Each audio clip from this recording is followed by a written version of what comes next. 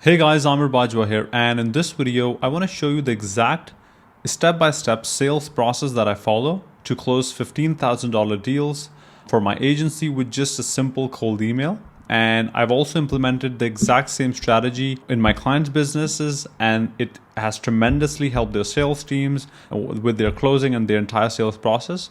And I want to give you all the important actionable steps that have helped me, that have helped my clients. And let's say once the appointment is booked, exactly after that, what do you need to do, from the nurturing sequences to the thank you page to the video sales letter? What do you exactly need to say in the sales calls? What resources you need to use, like the deck, and how can you track your performance, and all the details which will help you in your closing. And I will also share with you the script which I've improved throughout these 2 years, and it has tremendously helped me in my closing. And also a similar kind of sales script is being used by some of my clients who are selling services. So before I jump onto anything, I want to also mention that I'm not a sales guru or like a decade old experienced sales expert. I'm going to share with you what has worked for me and what has worked for my clients. And my clients are selling high ticket services that could be from 3K, 5K per month, or even some SaaS products that are low ticket, or some clients have lifetime value of like $60,000 as well. Apart from that, this is a two-part video. So this is part one, where I'm going to show you the exact process, all the resources, everything that worked for me. And in the second part, I will show you the exact process being implemented in a live sales call, which has generated me like $15,000 in a closed deal. And so you could also check what I'm saying is actually working. And a very similar kind of process was used when I closed the deal. And the reason why I have decided to do it in two videos was, the first video, I want to mainly focus on the training aspect, what is actually working, how can you use it. And in the next video, it'll be like a complete recorded sales call, which you can watch, where I am actually implementing a very similar strategy to close the deal. So without wasting any more time, let's dive right into it, and let's share with you all the strategies that are working right now. And you will find this in the resource section below. So let's get into it. Perfect. So the step-by-step guide for closing high-ticket deals that works on 100% cold prospects, part one. By cold prospects, I mean that you get through the prospects that you get through cold email, LinkedIn, even through cold paid traffic like Facebook, Instagram, and all that stuff. So first things first, I've laid down the entire kind of resource in multiple steps. So the first thing is going to be the mindset, which I'll go over, what works, how you could track the pre-call qualification method that you could use, how you could build rapport, the entire script, which I'll walk you through, which is working perfectly well for me, and I'm going to reveal everything to you, the objection handling, the how you could shorten the sales cycle, and what sales asset do you need during the call. So let's get started with the first thing, which is the mindset. And by mindset, I'm not going to tell you to go ahead and meditate and do all that stuff. But by mindset, I mean go in the call with the mindset of truly helping the prospect. So you should always have the mindset of helping the prospect when you're going into the call. With this mindset, you're more likely to listen actively and understand the prospect. And that really helped me out, rather than just thinking about getting the deal closed and getting the deal signed in.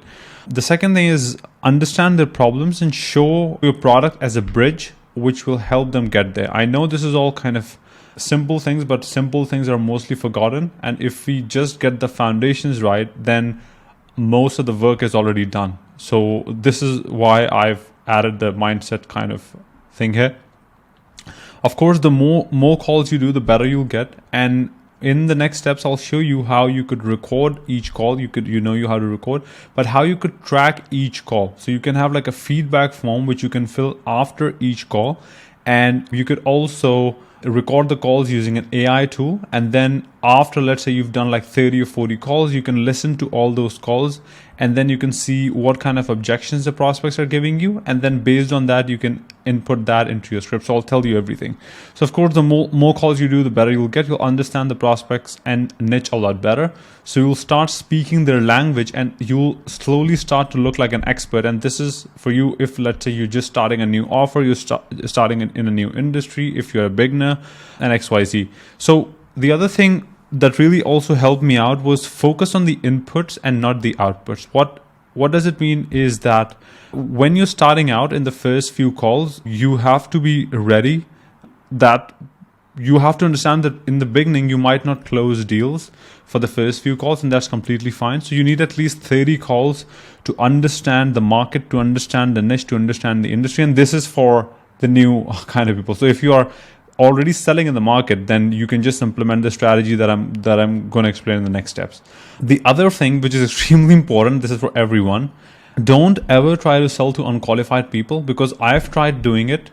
It takes your time away from selling to qualified people, and the unqualified prospects would make your life miserable, especially if you're selling a done-for-you service, and when you're selling something which would help them get more revenue in, get more clients in, get more leads in, or something to do with increasing their business. So do not ever sell to unqualified people or people who can barely afford your service, because more often than not, as I said, they'll make your life miserable. So try to sell to prospects who are doing a certain number of revenue, because they will understand your service much better, and they will clearly see the value of your service. And it's much better to sell to businesses who are doing at a certain number of revenue, because they understand you easily, and it's very easy to get the deal signed in, as compared to if you're selling to a business where they're not making a lot of revenue, and it's really hard to charge high ticket prices.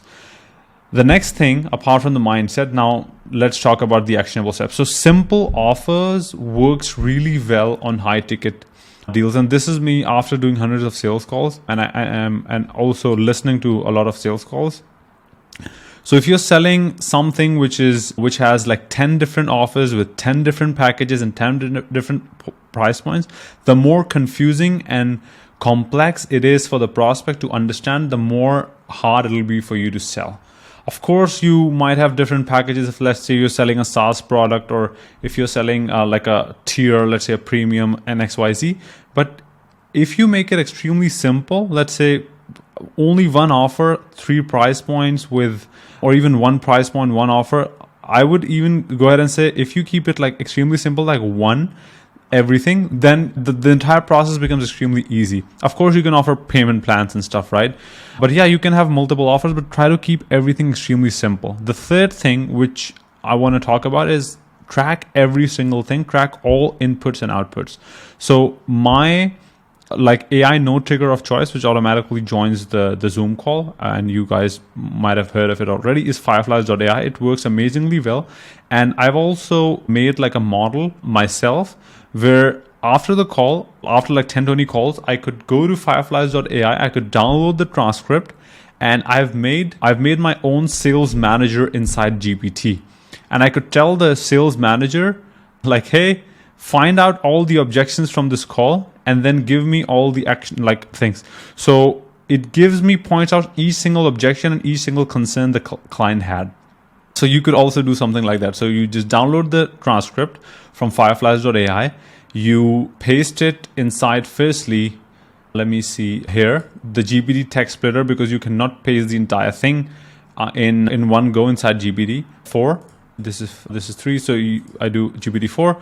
And once you have that you input it, and then you tell it like, hey, find out all the, so I tell it like, you're a sales manager, find out all the objections from this sales call, and point out each single thing without missing. So it gives me everything. Then it helps me understand like, why did the sales call go the way it went, and what could I have improved, what could the sales rep could have improved, what could my client sales rep could have improved. So we have a lot more insights like this. Apart from this is really important, and it really helped me out. So the feedback form, the sales call tracker, I'm giving you guys everything.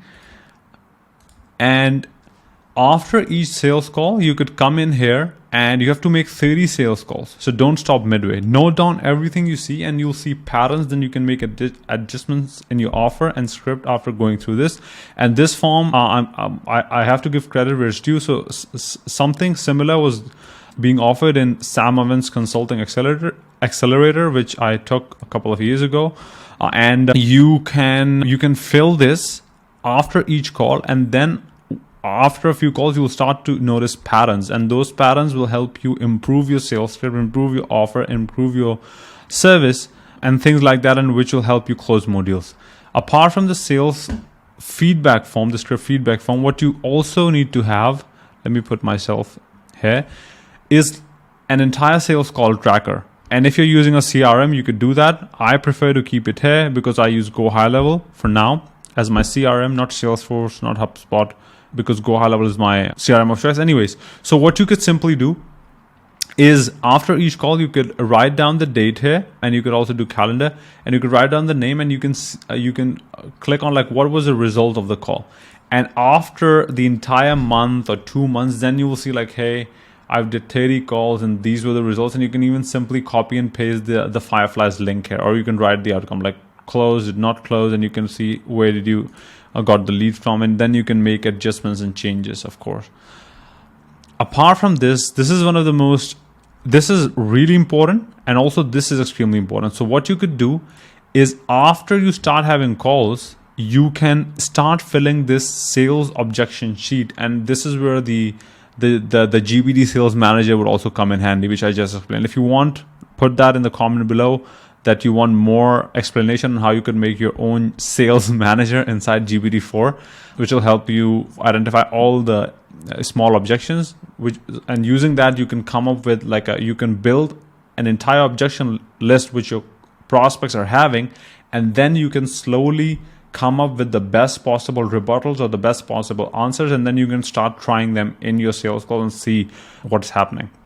So of course I'm not saying that you would become an expert salesman in like one day. Of course, as I said in the beginning, don't focus on the outputs, focus on the inputs in the beginning, and then you basically write down all the answers. You keep adding here, you keep filling the sheets, and you keep trying to improve your sales script, your sales process. So you test a hypothesis, and then you take the feedback from the market, and then you keep making changes until you get your desired results. Apart from this is a pre-call. Now we're getting into the more like as soon as a call is booked, what needs to happen. So let's say you've done until here, like simple offer, mindset, you're tracking, right? You have the stuff ready. Now let's say a call is booked. You've sent a cold email, which I've explained in my previous videos, and in my future videos I'll explain. Let's say you got a call booked. Now what you need to do, right? So the best thing is during the call booking, let's say the prospect is booking in through a Calendly or from your website, or you have a calendar linked. You can have some pre-call qualification questions in your scheduler, which would help you identify if the prospect is a good fit, if they are financially qualified, if they have the decision-making ability to purchase your product or service. So you can ask for the prospect's monthly revenue in the scheduler, and I can even show you my scheduler. And I've started asking this a few months ago, probably like 6-8 months ago, or even more than that. And it has significantly help me only talk to prospects who are at a certain revenue. So let's say if they're not at a certain revenue, I can simply message them. I can email them like, hey, this is not a good fit. Thank you so much for booking a call, but I don't think we are a good fit at this point, and XYZ. Apart from having, so let's say you could have so you could ask them of their revenue, like what's your current revenue? And let's say they are not at a revenue where you want them to be, so you could simply talk to them or you can simply delete the scheduled call, right? If you want. The next thing is ask for specific problems that your solution solve in the scheduler. So what does it mean? So let's say you're helping with lead generation, or let's say you're helping a specific niche with Facebook ads. So you can ask a question is in specific to Facebook ads, like how much money are you spending on ads right now? Are you open to spending at least $3,000 if your service requires that? If they're not, then you could save yourself time from talking to a prospect who is willing, right? And you can implement this strategy, which is a pre-qualification method. And most people I've seen do not ask very in-depth questions, but you can ask these in-depth questions in a very straightforward way, and you can have them in a bullet kind of where, let me even show you right now. So you can have them in a way where they can just simply, don't have to write more stuff. So let's say if you don't want to ask these questions, you can simply choose not to. So they can simply select one of the bullet points, right? And this is just so you could save yourself some time. You're only talking to people who you are interested in working with. Apart from that, you can even mention in your scheduler an estimated price point.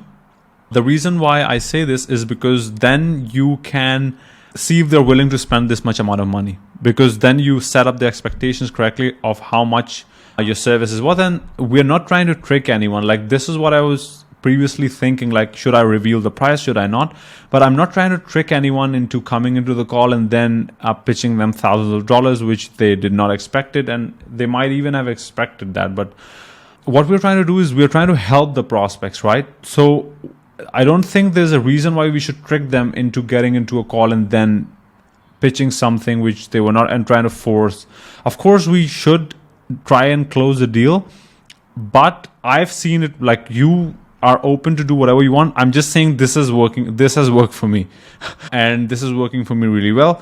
So you are open to do whatever you want to do. You can remove all these things that I've just mentioned, and you can just have like a straight up calendar where they can pick a time and don't ask any questions. Apart from that, what I've seen is in specific countries, the developing countries, or the low income countries, when you're selling in a country where the difference between the dollar and the local currency is too much, it's really hard for them to afford high ticket services. So let's say if you try to sell in a country where there's a lot of difference in the dollar and their local currency, so you would have a very hard time selling a high ticket deal like $12,000, $15,000 or somewhere around that, right? So you also have to take all this into account.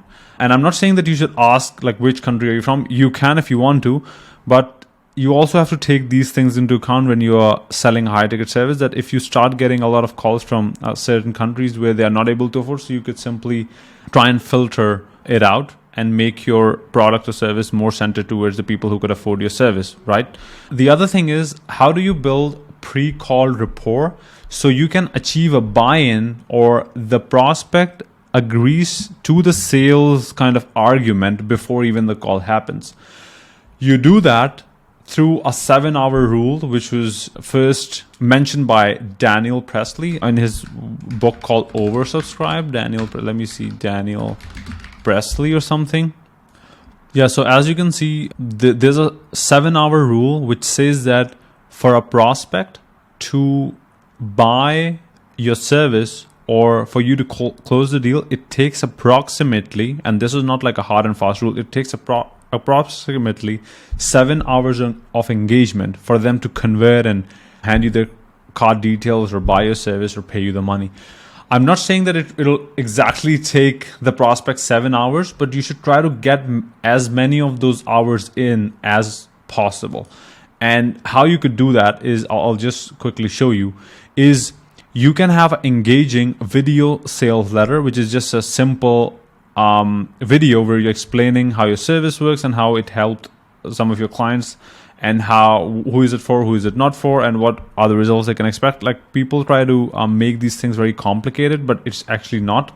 So you make a simple video sales letter which is engaging, where you're showing results in XYZ, and you put that on your landing page, or you add that in a thank you page. So on the thank you page, you can have that, so the prospect after booking a call actually watches it, and you put the attention there, like, hey, you have to watch this. And you can also start sending out these video sales letter during the nurturing sequences. And the way you could do that is you can simply set up Calendly, where you set this up, and let me even show you. Yep, so on the thank you page, firstly, you can tell them like, hey, you have to accept the invite, but that's not what I'm talking about. You can have them go through the presentation, the video sales letter on the thank you page, so they already start like listening to you, like understanding what your service is about, what you're trying to help them with, and how do you do all that, what are your results, what are your case studies, and all these kind of details. The second thing is you can set up inside Calendly, and it's a very simple setup. You can set up by going to workflows, And you can set up all these reminders. So you can see like I have these like nurturing. I wouldn't even call that like a reminder sequence. It's more like a nurturing sequence where I'm reminding, of course, but I'm also sending some of my past results and my case studies and how I've helped my clients and what they could expect, and also telling them to watch the video if they haven't already. And you can even add multiple videos for them to go through. So this is kind of a sequence which is being set up. And like you can see email confirmation, email reminder 24 hours before XYZ. And one more thing you could do is you can have a zap that triggers as soon as, let's say, they book a call on Calendly or anywhere, and it also adds them into Go High Level or HubSpot or wherever you are trying to send the nurturing sequence from. And you can have more long-term kind of, I would say, email nurturing, which is like long-term email nurture sequence. So let's say it's stuff like that. Yeah. So right now I'm sending a specific sequence, but you can also have a long-term sequence, and you can also have a no-show nurture and appointment reminders and all this stuff. So you can basically build out anything you want. And I'm just going to quickly show you the workflow for now. So yeah, after 15 minutes, you can send an email, then you send more emails, then you keep sending emails as much as you want after how many days. So it's like a email newsletter kind of. I wouldn't say newsletter, but this is like a nurturing sequence, right? So yeah, so apart from the nurturing sequences, what you could do, something really important apart from the nurturing sequences, you can make a video once you have a lot of these clients' objections that you're facing during the sales call. You can make a VSL answering all these common objections and like FAQs and the most frequently asked questions. You can name it like FAQs, and you can answer these most common objections in a video, and then also add that in your VSL or also send them before the call. So when they hop on the call, they don't have these objections in place. So it's also a great way to clarify these objections before they even arise. The next thing is, this is where I just started right now, and I just realized how powerful this could be. And it's one of the most powerful things that you could do, which is start making content as soon as possible. And I'm not an expert. I only have a few hundred subscribers right now on my YouTube. And I know hopefully I'll get more. But if I had more content on my social media, probably a few, let's say 1 year ago or 12 or 16 months ago, then getting the deal closed is extremely easy because the prospect already know, like, and trust you. Especially if they're also watching your content, or let's say if you just send them a cold email, then you can also have them watch your content by having like a YouTube link or somewhere on your website, or you send them your videos, right? So this is also a very kind of important thing. So you have content, so people start trusting you more. And yeah, this will ensure the prospect already know, like, and trust you. Okay, so after the pre-call report, there are two things. Pre-call report, there are two things you can do, which is the 2-call close versus the 1-call close. So I'm gonna keep it simple. The 1-call close is where you're actually doing everything in one call. So you are finding if they're a good fit. You're also showing the sales deck, and you're also trying to get the deal closed in. The 2-call close is somewhere where in the first call, you're just asking them questions, seeing if they're a good fit, and then on the same call, you're scheduling an in-depth kind of call. You can call it like a strategy session, a game plan session. Essentially, it's like a sales call hidden in the name of kind of game plan session. And you try and sell on that call, or you can even make a certain kind of proposal ready and do all that stuff. For me personally, most of my calls were 1-call close because I personally have had amazing success with 1-call close. 2-call close also works really well, and most of the clients also had 2-call closes. It's very good for kind of technical products where the product or the service is a bit complex, but 1-call close can also work fine if you have like a 1-hour call or 45-minute call. Then you can also do all this, especially when you're doing all this stuff. If you're doing all this stuff, then of course it's easy, right? All this stuff. But if you're just talking to a cold prospect, then it might be hard. You can still do it, but it'll be hard. So this is the difference between 2-call close. You can do whatever you want. It, of course, depends on your niche, offer, price. I'm not saying to follow anything. You do whatever you feel like it, but I'm just telling you like what's the difference between one call and two call, and people try to complicate it a lot more, and they shouldn't. Now let's talk about the main thing, which is the sales call script, and this is what you've been waiting for probably like 23 minutes. And now let's get into the sales call script. But before that, when you start the sales call, your status is extremely important. So if you don't convey that you have a higher status, I'm not saying that you should have a higher status in the prospect, but you should have a status that is about the same as a prospect, or the prospect should even perceive that you have a high status. The reason being is then the prospects start trusting you as an expert, like who could solve their problems. And you do that using your body language, your achievements, your results, and the way you present yourself. If you don't do that, it'll be really hard to close the deal. And the reason why I say this, that your status is extremely important, I know some of you must be thinking, and it's 100% right, that the only thing that matters if you can solve the prospect's problem or not. And I 100% agree. But you have to convey that. You cannot just you have to convey that by the way you speak during the first few minutes of the call, and the way you are presenting yourself. Or if you have like a lot of content and XYZ, then of course all these things don't really matter, right? But if you don't have a good social media presence and all this stuff, then all this is extremely important, that you do all this stuff extremely right, like the way you present yourself, your body language, your achievements, your results, and XYZ. A few more important things before I jump onto the sales call script. On the sales call, don't try to become their friend, because you are an expert when you're going into the call. Because when it's time to close the deal and push for the sale, the prospect would just treat you as a friend, and friends do not push you into paying them money. So always keep that in mind. Don't try to help them during the call. Just be an expert and say stuff like, okay, yep, awesome, completely understood, and stuff like that. Because if you start helping or guiding them on the call, they will not implement or listen to your advice, because they have not invested any money into your service, and it'll just waste time rather than you asking the right qualification questions, which should actually help you get the deal closed in. So don't try to become their friend, and don't try to help on the sales call. If you want to help, once they buy, then you start helping them, right? The other thing is clarify the objections before they arise. And the best way to do that is you add these kind of questions or in your demo deck, in your slide deck, and when you're pitching. So you clarify their objections before they even arise. So this is one of the best things you could do to avoid the objections at all. But of course, objections are a part of sales, so you will have to face these objections and you have to answer them. Apart from that, you can use an ROI justification sheet to achieve a buy-in. And when you go past 30 to 50 sales call and you fill your most common objection C's, then answer all those objections during the sales pitch in the sales deck while pitching. So objections don't even come up. Yeah. Now let's get into the main sales call script.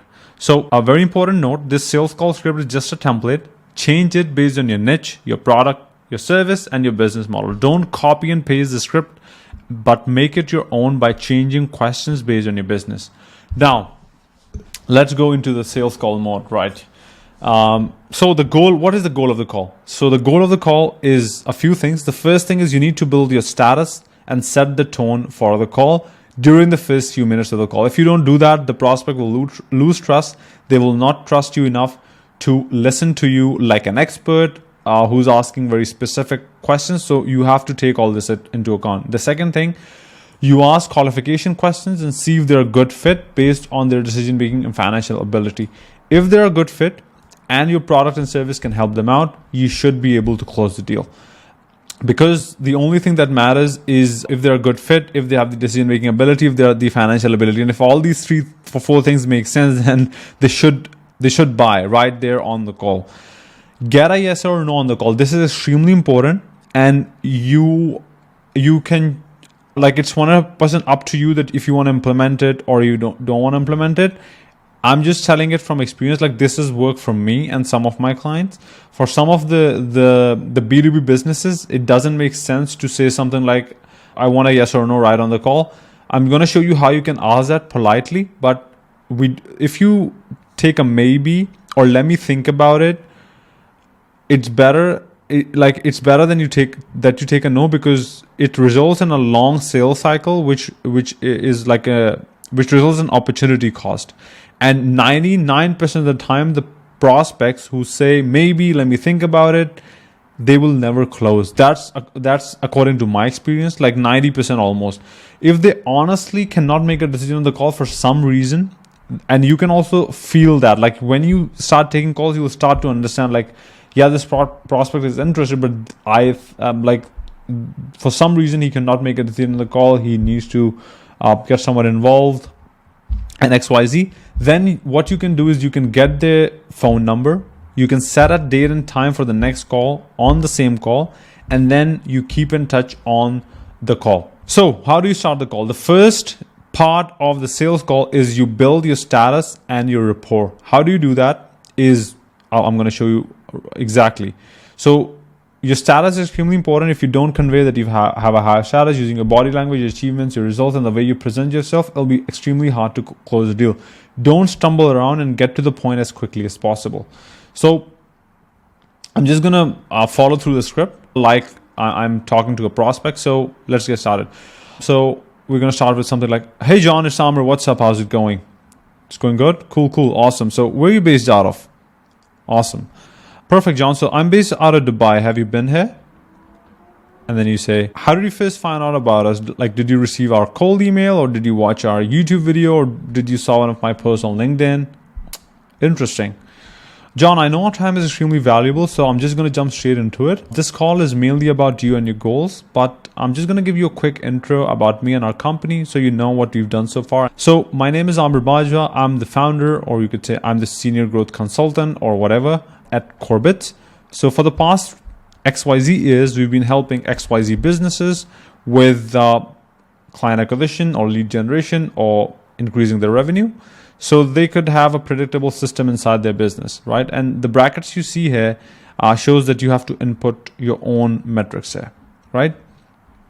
And you could say, in total, we work with 45 plus B2B businesses. Of course, you cannot say that because you haven't worked with 45 plus B2B businesses, but you say that however many businesses you work with, whatever your results are, you input that.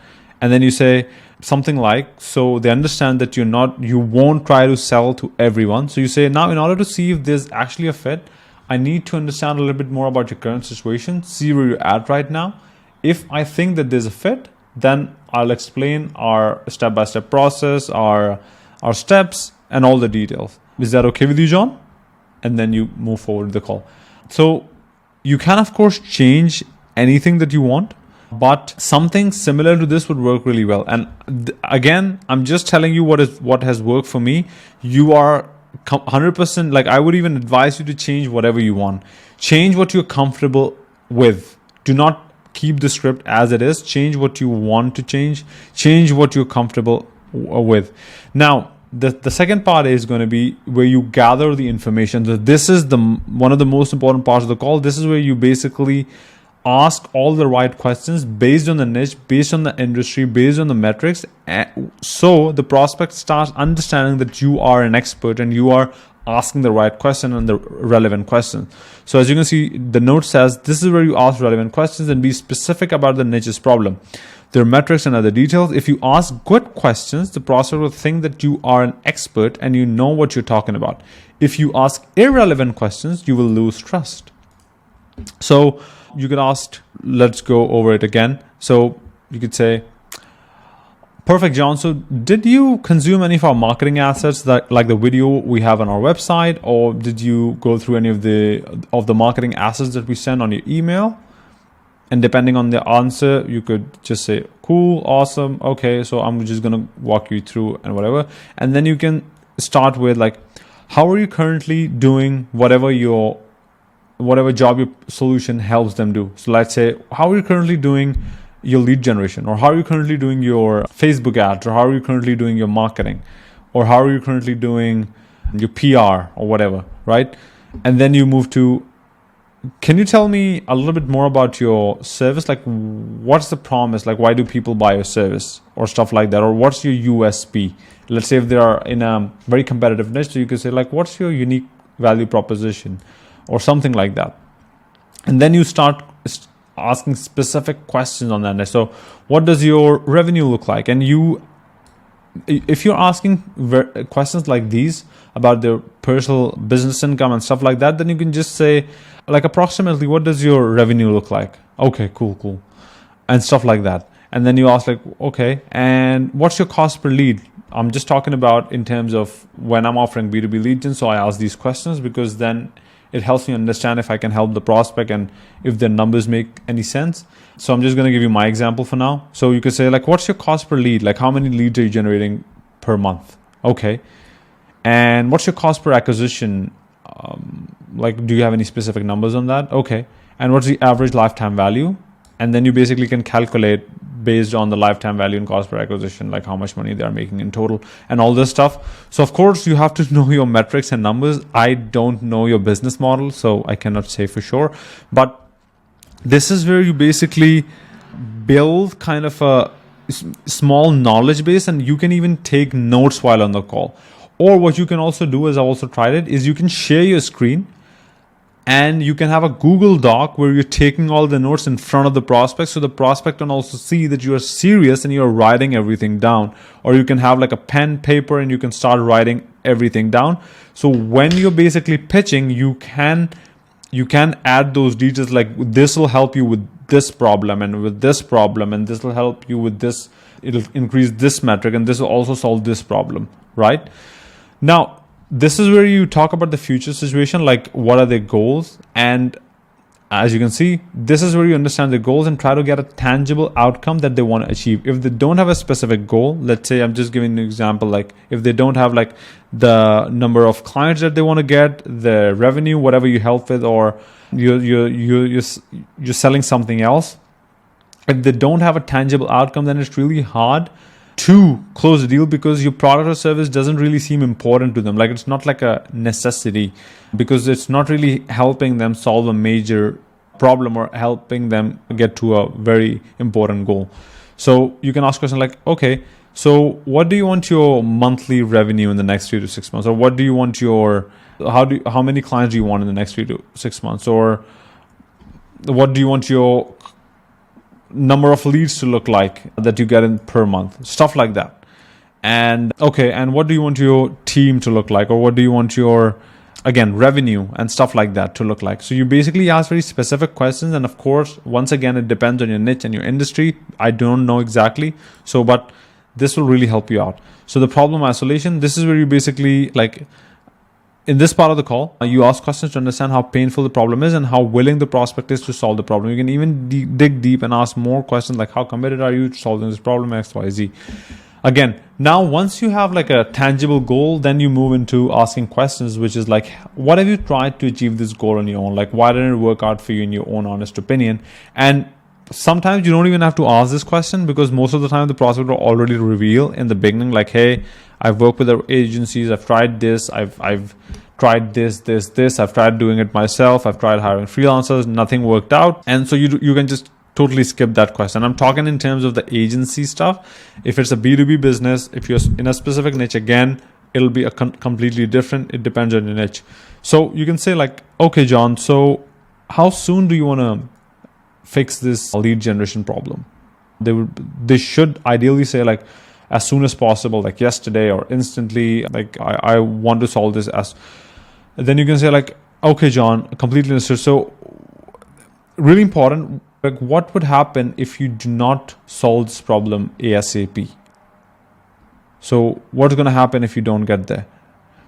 Because you also need to understand how serious they are by asking this question. You can also ask questions, which I'll just quickly show. You can even ask questions like, is this like how important this is to solve this right now? Like, is this like a threat level 1 or is this more of a back burner thing? And I've learned it from like a sales script, which I already had. So you can ask questions like this. So you understand how soon are they looking to basically get a service, how urgent this is, how painful the problem is, right?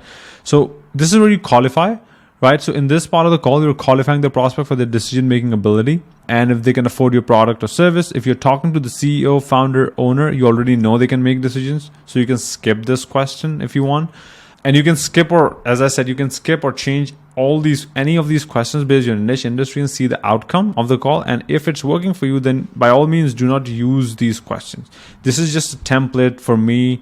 It's my attempt to teach you how to fish a bit. So then you can say like, John, just so I have a clear view of the decision-making process, would you be the person who would give the green light if you decide to move forward, or are there any other decision makers that needs to get involved?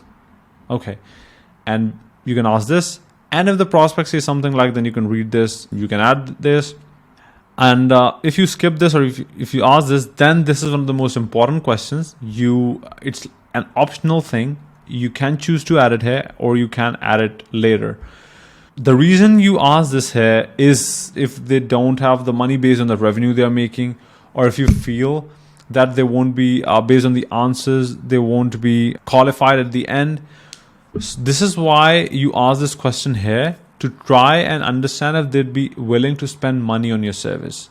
So what you say is, hypothetically speaking, if we could help you get to your XYZ goal and remove any downsides of working with us, and you add all these kind of things, right? Would you be able to invest at least XYZ amount per month or one time?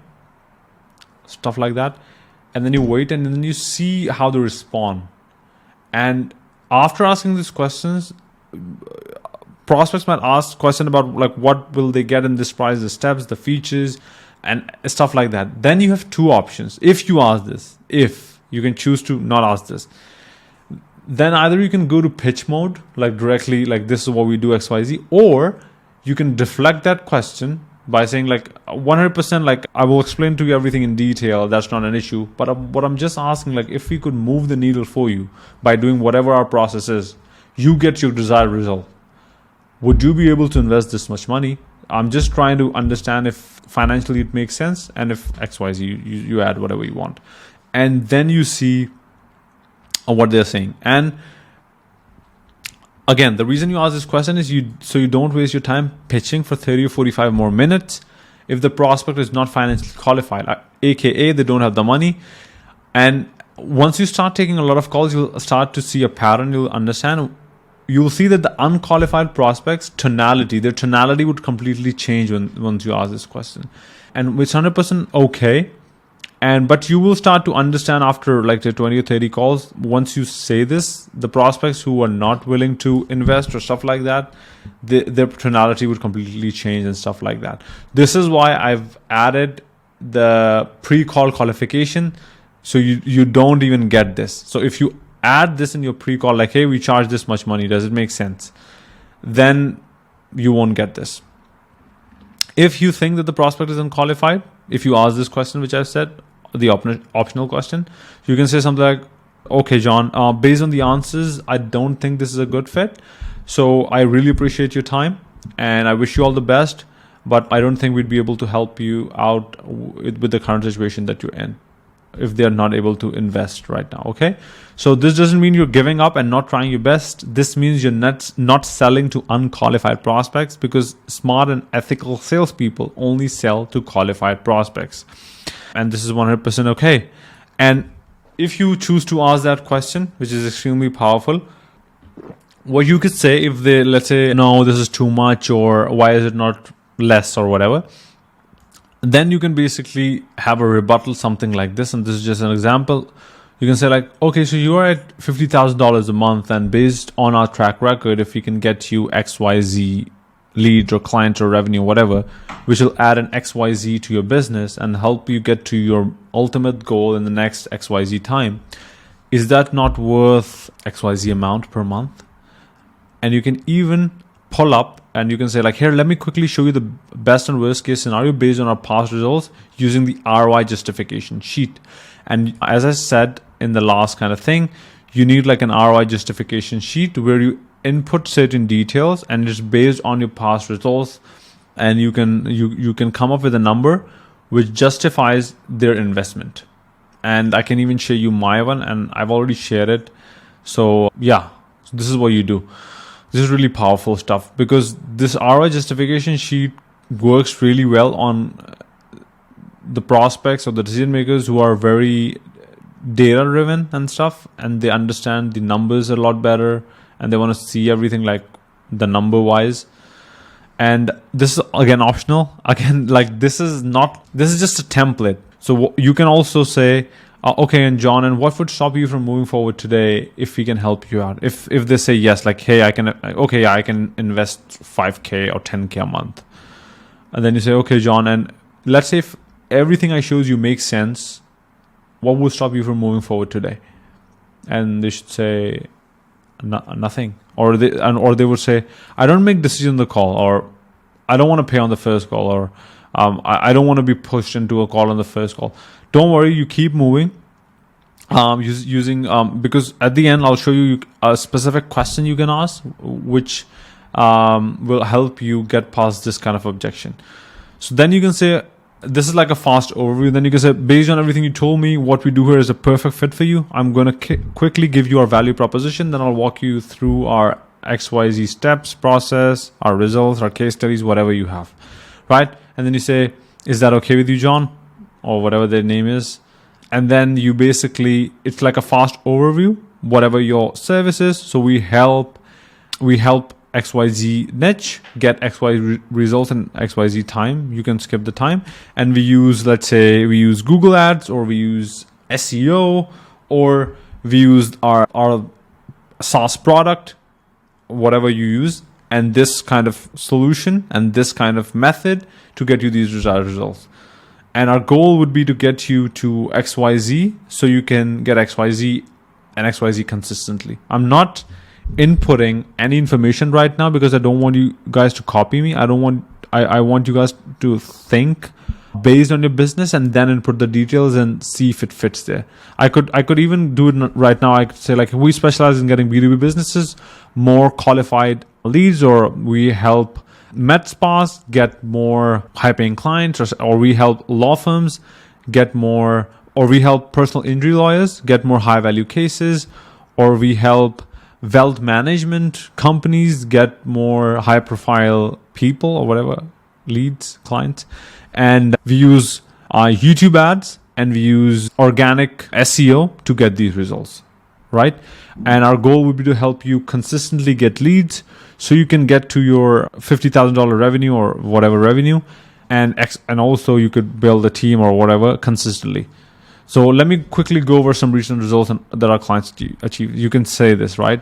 And you can essentially go through this script, but I just want to go through everything, so I cover everything end to end. So then this is where you basically pull up your slide deck. Of course, I cannot show you the slide deck, but you need a simple slide deck, and I've added, you can use pitch.com. So here you give a complete end-to-end pitch with case studies, with results, with steps. Using a slide deck is not necessary. I would go as far as saying sometimes I get better results having no slide deck and just telling the prospects step by step how we can help their business. Slide deck would make sense if the product service is a bit too complex and visual understanding is necessary. So yeah, 100% agreed. So you can use pitch.com for slide deck if you want. And I'm just going to quickly show you like a example. So you can have one slide deck where you have, in the beginning you can have results, and then at the after that you can have all the steps and everything. But you can also separate both of these. So let's say if you want to show the results first and then the steps, then you can do that. But I would highly recommend that you show some proof of your results.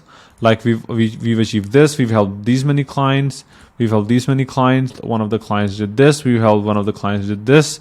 And these are some real results. You can even add screenshots like, hey, my client is, and all the good stuff, and this is what I've been able to achieve. And you can add on all the case studies quickly, but you have to move on quickly here, because otherwise the prospect because you only have a limited amount of time, right? Just show these quickly and then get to the main point, which is the steps. So once you start explaining your steps, so let's say your first step is, so the first step we do is we build your offer. We see the problem with your offer, and we build a very unique and irresistible offer. So I'm just giving you an example. Let's say this is your first step. After you explain all the intricacies and all the processes inside and everything, you say, does this make sense, John? Okay, and what specific questions do you have on this step that is relevant to your business or your business name? Okay, and do you see how this will help business name have a better offer or get more leads and be unique and XYZ? You have to get them to think how this exact step will help them get to their desired result. Like each step should get them thinking like, how would I be using this? They should already start thinking of using your service or product or whatever you're selling, right? So you ask this question after each single step. So let's say your service has 5 steps. So you do this first, this. After each, you ask this, like, does this make sense? Okay. What questions do you have on that? Okay. You answer all the questions. Do you see how this, if they don't agree to any point, you have to get them to agree by giving all the right answers. Because if you don't do that, it'll be extremely hard to close the deal because they haven't really understood, right? They don't. So yeah. So the quick recap is, then once you are done pitching at the end, after pitching, so what you do is you say, like, to give you a quick recap, and I'm just going to read the note first. So you're just summarizing the entire pitch once again, because as humans, we have a tendency to forget things, especially if you dump too much information on the prospects. So remind them again how your product service works. So at the end, you can say, so to give you a quick recap, what we'll do is, firstly, we'll build you a very amazing offer. The second thing we do is we'll start writing a YouTube ad, whatever, if let's say you're doing YouTube ads. And then the third thing we'll do is we'll start recording videos, and we'll give you the script, and we'll do XYZ, and then we'll start running the ads, and we'll do this special targeting, and this will get you leads. So you basically put that into step 1, step 2, step 3, step 4, and quickly and be as concise as possible in this point. And then you also say, this will help in increasing your lead flow. This will help in increasing your revenue. This will help in you getting more and lower down your cost per acquisition, and increasing your profit margins and decreasing your cost per lead and XYZ. And you do this quickly. So this is like quick recap of everything, because as a human, we forget things, especially if you've dumped too much information. And then you say, like, if you were to hire a YouTube ads agency, let's say, or if you were to hire an outbound sales team, or if you were to hire a full-time marketer, you have to pay this, you have to pay this. So what you're doing is you're anchoring. You're adding the value stack on your service or your offer. So you're showing that if they were to hire someone else separately, they would be spending this much money.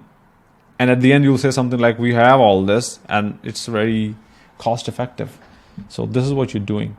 So what you do is then, so you could say, like, with us, and you don't say the price yet. So you could say, with us, it's a completely XYZ service done for you, done with you, or whatever the service is.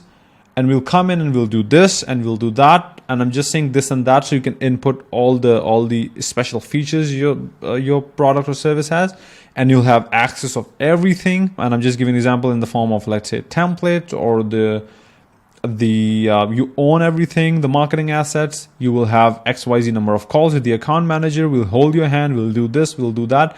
And you basically you add more kind of rocks on your service. You keep adding the value stack. As you can see, this is what we've been doing here after here. So recap, and we're comparing with other competitors. Then you're doing with us, you do this. And this is also really important. Once you do all this, this is optional again. So this is where you try and get a yes or no on the call, because according to my experience, what I've seen is, if you don't get a yes on the first call, 95% of the time, or I would say 99% of the time, it's extremely hard to get that prospect back. So I personally, for me, a no is better than a maybe most of the time, or let me think about it, reach out to me in the next 6 or 12 months. That all never works out. We all know that. So what you do is, in this part of the call, you will give the price, but before you will get them to agree to give you a yes or no. You can 100% skip this, as I said multiple times. Completely you skip this based on your niche industry, and you check the outcome of the call when you don't add a question like this. And then you add a question like this, and then you test the hypothesis and see if it's working. If you're able to close deals without it, by all means do it. If you're able to close deals with it, then by all means use it. So it's all about testing your hypotheses.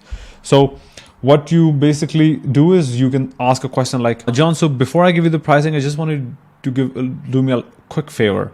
So after I give you the pricing, I want you to be very straightforward. I want you to give me a yes or no right now on the call, because the follow-up game doesn't work out and increases the sales cycle and results in opportunity cost. And you can say it more better based on your niche and your service.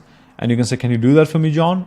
So you could say price is XYZ dollars per month, but the clients who make the decision the quickest always turns out to be the best client. So if you decide to move forward on the call with me today, then you can qualify for just an investment of XYZ per month.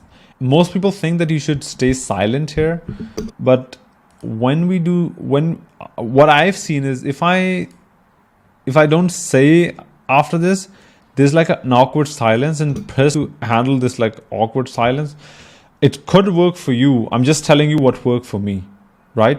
Again, so you could say silent if you want for 1, 2, 3, 5 minutes, 10 minutes if you want. But what I do is I then say, like, I even start the next step is to make the payment and sign the agreement and do all this. But before that, so unlike the competitors, what we'll also do for you is this, and this, right?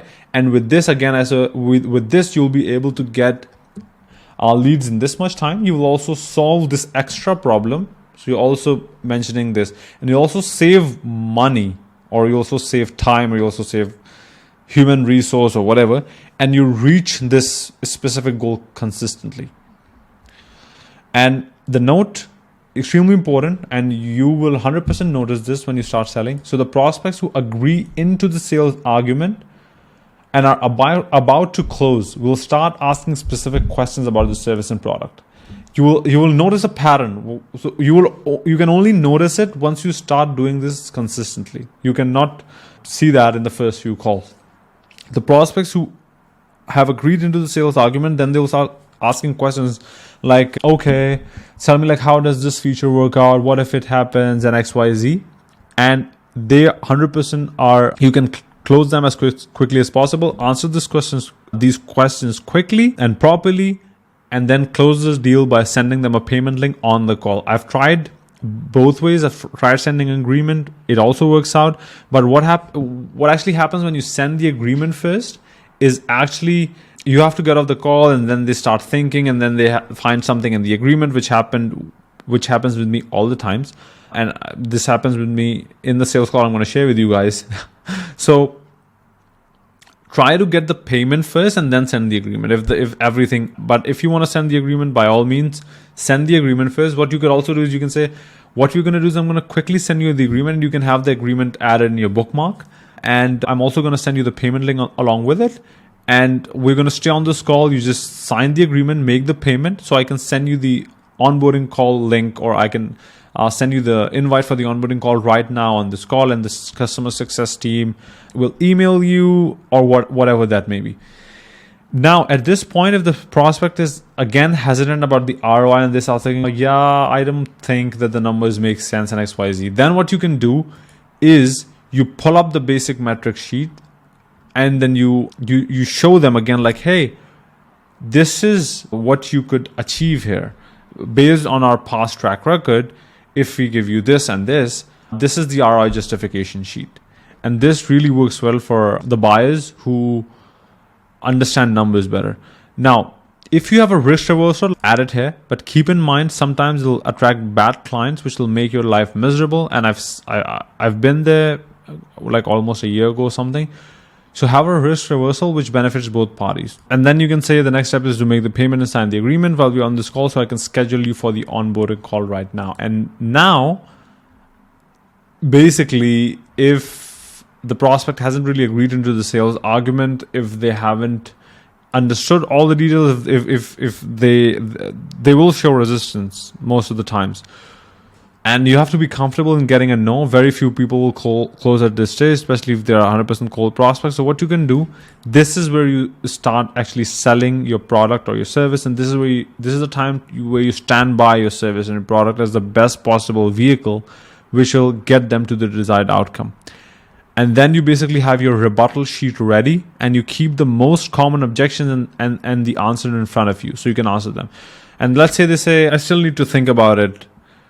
And if they say something like that, or if they say like, hey, I want to talk to someone, then you can say, completely understood. I previously I asked you a question. I'm not that like if you were the ultimate decision maker who would give the green light, and you said, yeah, I don't have anyone else to talk to. So tell me, John, like I want to get to the bottom of it. Like, what is holding you back? And you have to lower down your tone a bit, and that's what I've tried. I'm not a sales expert again, but this has worked for me. So you then start asking like, what is really stopping the prospect in moving like to where you want them to go, or getting them to pay you the money? And then you start asking these questions like, hey, I totally understand, let me ask you this. When you say maybe, where's that coming from? Like tell me more about it. Like, why are you not able to make a decision? Because you have a problem. We can solve this problem. You already understood everything. And then you basically say, is it because? And then you add these objections. And then you say, is it because? And then you say, you don't see a clear ROI. And this is where the objection sheet comes in handy. So let's say you've done 50 or 60 calls or hundreds of calls, or 20 or 30 calls, and then you have a stack of objections and rebuttals ready, and you know with your offer in your industry, in your niche, with your kind of prospects, these are the main objections. So is it because you don't see a clear ROI, or is it because you don't want to invest money in your business, or you just met me and you want to make sure that my company is legitimate and it's XYZ, and then you basically ask this and then you answer it. And once again, if you did the qualification part properly and made sure that the prospect is the final decision maker and they can afford your service, which is the two kind of optional questions, you can also bring that up now. Like, hey, you said that you're able to afford 3.5K. So tell me, like, what's stopping you? Like, when I said now that it's 3K and we can get you to onboard. So you previously said it's okay, but now suddenly you've changed. So tell me more about it. Like, I want to get to the bottom of it. Like, what is holding you back and stuff like this. And then you have to act normal and human. And this is how I close. I'm not like a pro salesman, and I've been able to close some very amazing deals. So yeah. So you got calls with other companies lined up, and yeah, these are all objections. Then you can also wait for a second no. And then you can say like, hey, let me ask you a question. You can really see how this will work for you, yeah? And they can say yeah. And you also see that based on the worst possible scenario, what will happen is we'll do this, and then we also have a risk reversal and XYZ. So is it fair to say that the reason why you're not pulling the trigger is because XYZ objection? You will start to understand based on the answers. You will know the exact objection mainly. They don't see a clear ROI. They don't trust you. They don't like you. There are few reasons why the prospect won't buy. The prospects must buy into your sales argument. I mean, what you're selling is the thing that they should fully trust your service. The same thing almost. It'll help them get to the dream outcome. They should also like and trust your business and the person who's trying to sell them. So all these things has to come into play. And then, this is the right fit for you. And at the end of the call, you basically get your payment link ready. Always you keep the payment link here. So you track the call immediately after the call. You add the feedback. You keep it something like this. And you add the rebuttals. If it was a new rebuttal, let's say, or if you're just starting out, you keep adding rebuttals. Then what is left? So I already explained it. So in objection handling, you need like a sales call objection and rebuttal sheet, which I already showed you. You have to keep this. And this is what most kind of salespeople are missing. They don't have like proper ammunition to fight when they're in the battlefield. So these are all the things that you need as a salesman, at least when you're selling. And the sales cycle is important. Try to shorten the sales cycle for efficiency and opportunity. Because this is why I have this question, like, give me a yes or no. Because for me, a maybe is 99% of the time a no, because I haven't seen in my 2-year career a lot of maybes converting into yeses.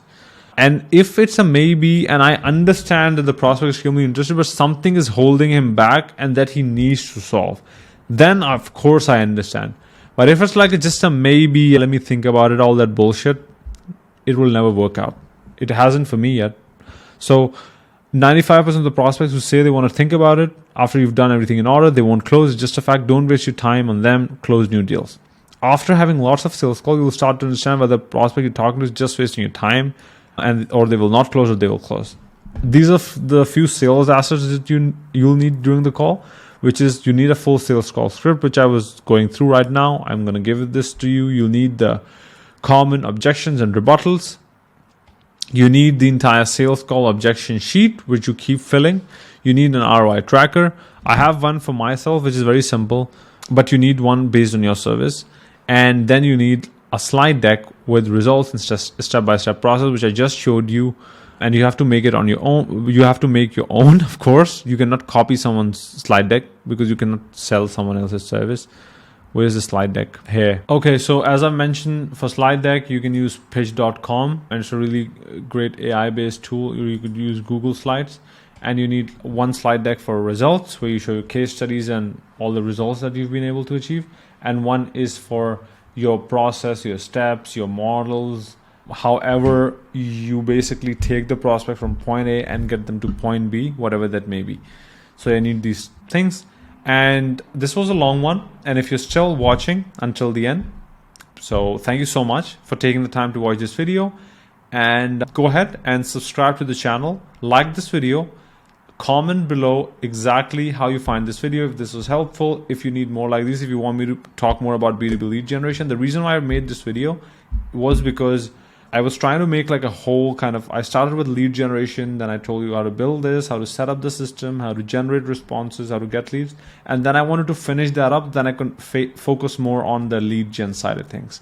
But I wanted to finish that up by having like a complete, from starting to finishing to getting the payment in and all the cool stuff. And if this was helpful, let me know. And if you need one-on-one help, then go ahead and message me on Instagram, add me on LinkedIn, like send me a connection request, or book a call with me, and I'd love to see if there's a fit. Have a good one. Bye-bye.